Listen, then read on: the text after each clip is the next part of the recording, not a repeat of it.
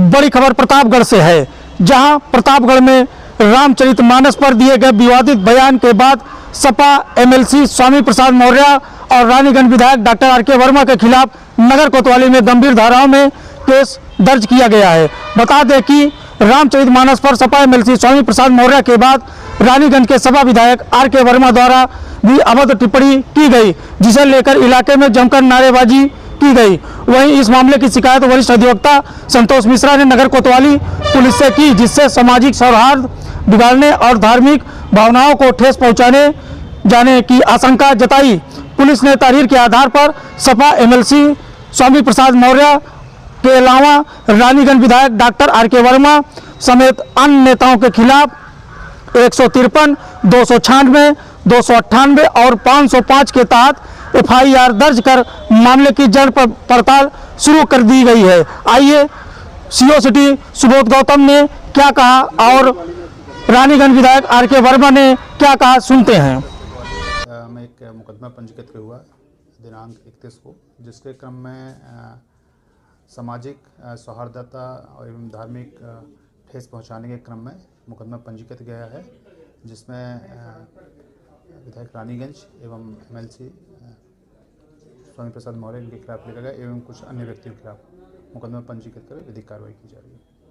Are के वर्मा और स्वामी प्रसाद मौर्य के खिलाफ मुकदमा दर्ज हुआ है, किस सेक्शन के तहत हुआ है और क्या कार्रवाई होगी? इसमें आईपीसी की सुसंगत धाराओं में पंजीकृत जैसे 153 है, 295, 298, 505 आईपीसी। इन्होंने क्या रामचरितमानस विवादी बयान दिया सर? जी, रामचरितमानस विवादी बयान दिया था। हाँ, बयान के क्रम में ही पंजीकृत हुआ। उस पर मैंने लिखा है कि तुलसीदास जी को छात्रों के पाठ्यक्रम से बाहर किया जाना चाहिए, क्योंकि तुलसीदास जी की जो लाइनें हैं वो गैर बराबरी, भेदभाव और अस्पृश्यता उससे झलकती है।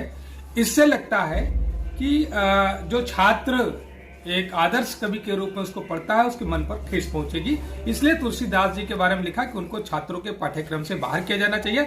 और रामचरितमानस की वो लाइनें जो नारी का अपमान कर रही हैं, जो तथाकथित शूद्र या आज के पिछड़े अनुसूचित समाज के लोगों को अपमानित करने का कार्य कर रही है, या तो मैंने उसमें यह भी देखा कि वह संतों का भी अपमान कर रही है, संतों का भी अपमान कर रही है। तो ऐसी विवादास्पद लाइनें सरकार ये पहल करे कि उन लाइनों को हटा करके छात्रों के पाठ्यक्रम से तुलसीदास जी को जो एक कवि के रूप में पढ़ते हैं उनको बाहर किया जाना चाहिए। सर, स्वामी प्रसाद मौर्य ने भी इसको लेकर जो है सवाल खड़े किए थे, तो क्या कहीं ना कहीं आप उनकी बातों का समर्थन करते हैं? देखिए, मैं भारत के संविधान में विश्वास करता हूं और जो भी भारत के संविधान प्रदत्त अधिकारों को बचाने के लिए बात करेगा मैं उसके साथ खड़ा हूं।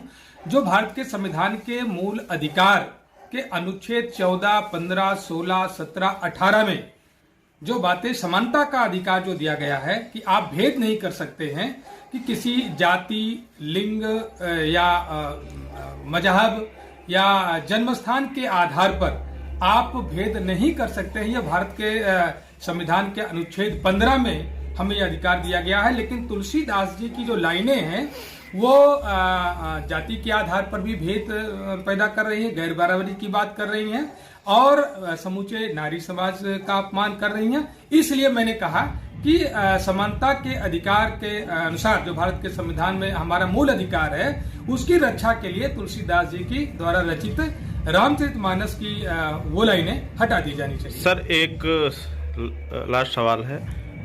स्वामी प्रसाद मौर्य के बयान के बाद सपा ने इसको उनका निजी बयान बताया था, तो क्या सर ये आपका निजी बयान है कि ये आपका? मैं देश के एक जागरूक नागरिक की हैसियत से मैं बयान दे रहा हूं। एक वैज्ञानिक विचारधारा का व्यक्ति हूं और भारत के संविधान में आस्था रखता हूं। मेरा आशय न किसी जाति का अपमान करना, न किसी मजहब का अपमान करना, न किसी देवी देवता का अपमान करना। मैंने केवल ये कहा कि भारत के संविधान के जो समानता का अधिकार है, अनुच्छेद 14, 15, 16, 17, 18 की जो लाइनें हैं, उस अधिकार का जो उल्लंघन कर रही हैं जो लाइनें रामचरितमानस की, उन लाइनों को हटा दिया जाना चाहिए और ऐसे कवि को सम्मान नहीं मिलना चाहिए जो भेदभाव, गैर बराबरी की